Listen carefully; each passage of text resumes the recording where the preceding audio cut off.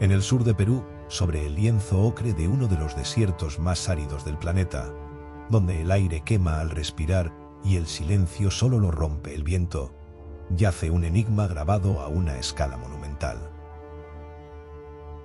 Son cicatrices sagradas, visibles solo en su totalidad desde el cielo. El mundo las conoce como las líneas de Nazca. Durante casi un siglo, desde su redescubrimiento accidental por pilotos comerciales en la década de 1930, nos hemos hecho las mismas preguntas.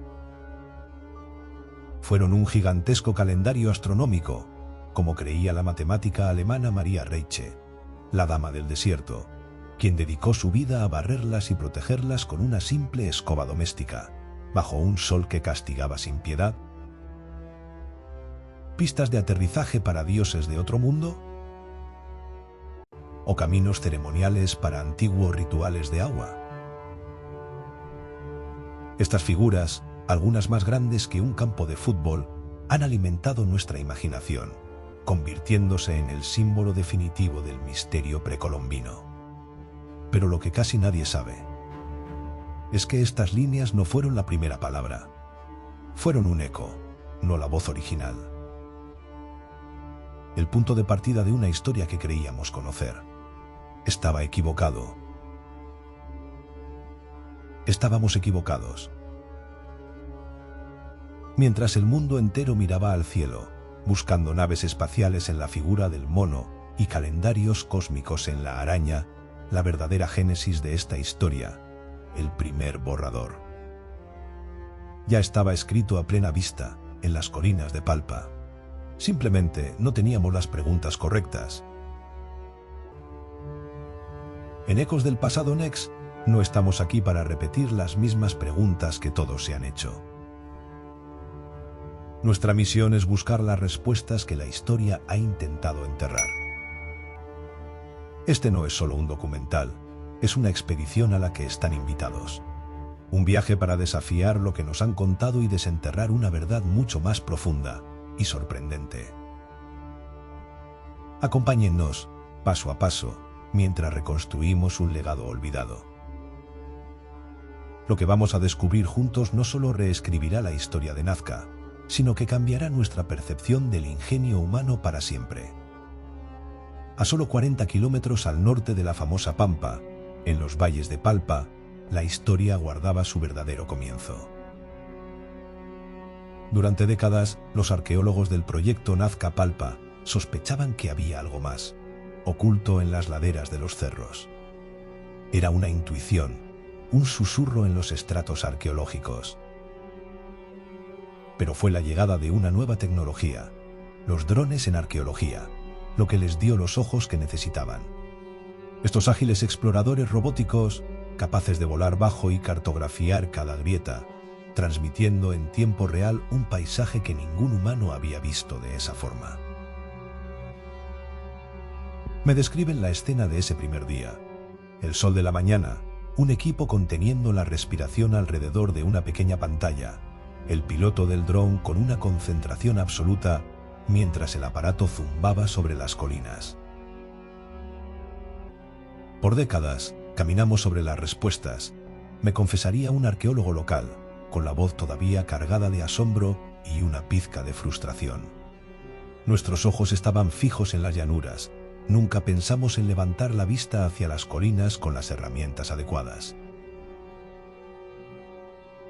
La sensación en el campo, me cuentan, era eléctrica. El zumbido del dron era el latido del corazón del equipo. Y entonces en el monitor, píxel a píxel, apareció. Primero un silencio, luego un grito ahogado. Y finalmente una frase que lo cambió todo. Eso no es Nazca. No era una línea, no era un animal, era una figura humana. Inquietante, antropomorfa, un testigo silencioso grabado en la montaña. Y no estaba solo. Los drones comenzaron a revelar docenas de figuras, guerreros, chamanes en trance, grupos de personas en procesión, como la famosa familia. Eran los verdaderos precursores, Su mensaje grabado en las laderas no estaba dirigido a los dioses en el cielo, sino a la comunidad que vivía en los valles. Un recordatorio constante de su poder, su linaje y sus rituales. El descubrimiento fue sísmico, pero la verdadera bomba que hizo temblar los cimientos de la arqueología peruana fue la datación. El análisis de restos de cerámica encontrados en la base de estos geoglifos arrojó un resultado irrefutable. Estas figuras humanoides fueron creadas por la cultura Paracas, entre el 500 a.C. y el 200 de nuestra era. Son en algunos casos hasta 800 años más antiguas que las famosas figuras de Nazca. 800 años. Es la misma distancia que nos separa a nosotros de la Edad Media. Esto no era un prólogo, era la obra original. Nazca no fue el primer capítulo, fue un epílogo cuyo comienzo habíamos perdido. Una biblioteca entera de símbolos e historias que precedió, por siglos, a la que el mundo conocía. La revelación plantea una pregunta inevitable y escalofriante. Si esta fue la primera palabra, ¿por qué fue silenciada? Si este era el lenguaje original, ¿por qué fue abandonado y reemplazado por otro? Piénsenlo. ¿Qué evento catastrófico o qué cambio de mentalidad podría provocar que un pueblo entero deje de representarse a sí mismo? Nos interesa mucho conocer su primera impresión. Dejen su teoría inicial en los comentarios con el hashtag #elrostroolvidado. Queremos leerlos. Para entender la magnitud de lo que se perdió, debemos conocer a sus autores. No eran un pueblo primitivo.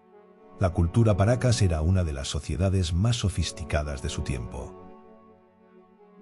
Y su genio se expresó de la forma más asombrosa en sus textiles. Considerados por expertos como los tejidos más finos y complejos del mundo antiguo, estos mantos eran su verdadera enciclopedia. Cada pieza, que podía tardar años en completarse, narraba sus mitos, sus rituales. ¿Cómo es posible que hilos y tintes contengan el ADN completo de una cultura? ¿Que un tejido pueda ser a la vez arte, libro y testamento? Vemos a sus deidades, como el ser oculado, y a sus chamanes en pleno vuelo espiritual. Eran maestros del color, con pigmentos que, 2 milenios después, conservan una viveza casi imposible. Y esta maestría no terminaba en el telar. Pensemos en esto. No solo eran artistas, eran cirujanos. Practicaban complejas trepanaciones craneanas con tasas de supervivencia asombrosamente altas, demostrando un conocimiento médico que desafía nuestra percepción de las culturas antiguas. ¿Cuánto de su conocimiento sobre el cuerpo humano, sobre la mente, se perdió para siempre en las arenas del tiempo? Y el mismo lenguaje que tejían en sus mantos lo grababan en las montañas. Esta es la conexión clave, el factor Nex. Los geoglifos de Palpa estaban diseñados para ser vistos. Su audiencia no estaba en el cielo, sino en la tierra. Eran un teatro sagrado. A diferencia de Nazca, que exige la perspectiva de un dios para ser comprendida, Palpa exigía la perspectiva de la comunidad. Estaba hecha a escala humana. Cerremos los ojos un instante. Imaginemos ser un niño Paracas, despertar cada mañana y ver en la colina la figura del ancestro fundador de tu clan, con sus ojos vigilantes. Imaginemos a la tejedora, sentada bajo un techo de cañas, sus dedos moviéndose con una memoria ancestral, traduciendo una plegaria a un patrón de hilos que sobrevivirá 2000 años. Imaginemos al chamán, en la cima de un cerro al atardecer, viendo cómo las sombras alargan las figuras sagradas, sintiendo que no está solo, que todo su linaje lo observa desde la propia tierra. No es arte decorativo, es una afirmación de identidad, un recordatorio constante de quiénes eran, de su poder, de su lugar en el cosmos. En esta encrucijada es donde nuestra misión en Ecos del Pasado Next cobra todo su sentido. No solo estamos aquí para mostrarles las piezas, estamos para atrevernos a unirlas, incluso si la imagen que revelan desafía todo lo que creíamos saber. Así que aquí estamos, frente a dos mundos, dos testamentos. Uno, el de Palpa, es un retrato de familia. Habla del hombre, del poder, del linaje. Es una historia contada por humanos, para humanos. El otro, el de Nazca, es un bestiario simbólico. Habla de animales con poderes místicos, de formas geométricas abstractas. El cambio es total, la sustitución es absoluta. La iconografía del poder humano desaparece.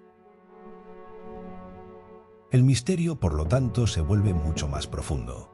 Ya no es ¿quién hizo las líneas?, sino una pregunta mucho más inquietante. ¿Por qué dejaron de representarse a sí mismos?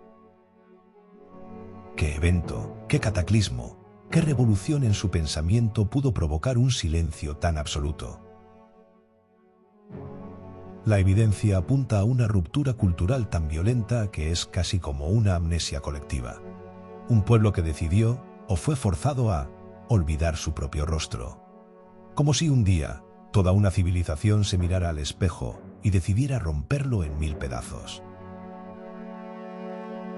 Las teorías sugieren que no fue una elección, sino una súplica desesperada. Cuando los ríos se secan y el cielo es de bronce, dejas de celebrar tu propio poder y empiezas a rogarle al poder de la naturaleza, dibujando los símbolos de la lluvia y la fertilidad con la esperanza de que los dioses finalmente escuchen. Durante décadas, la arqueología vio este cambio como un quiebre insalvable. La explicación convencional hablaba de un colapso. Un abismo en el tiempo separaba los dos estilos, un silencio de siglos que nadie podía explicar. O eso creíamos. La historia parecía condenada a permanecer como un enigma de dos piezas que no encajaban.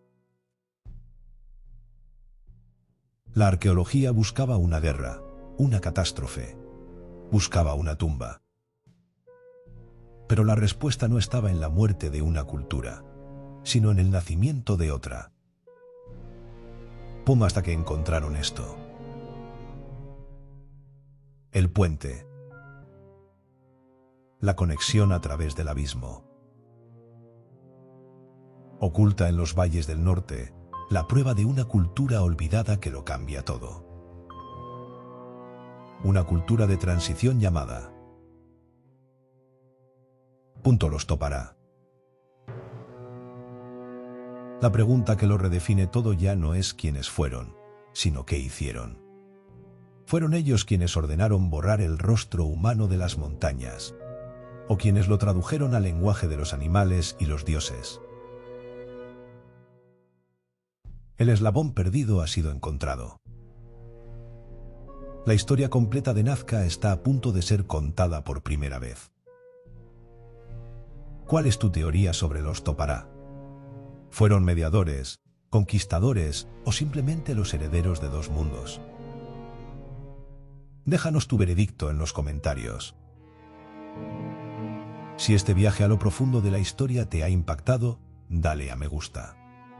No es solo un clic, es un voto de apoyo para nuestra misión de desenterrar estas verdades. Y lo más importante, suscríbete y activa las notificaciones, porque en la segunda parte revelaremos el secreto de la gran transformación. No querrás perdértelo.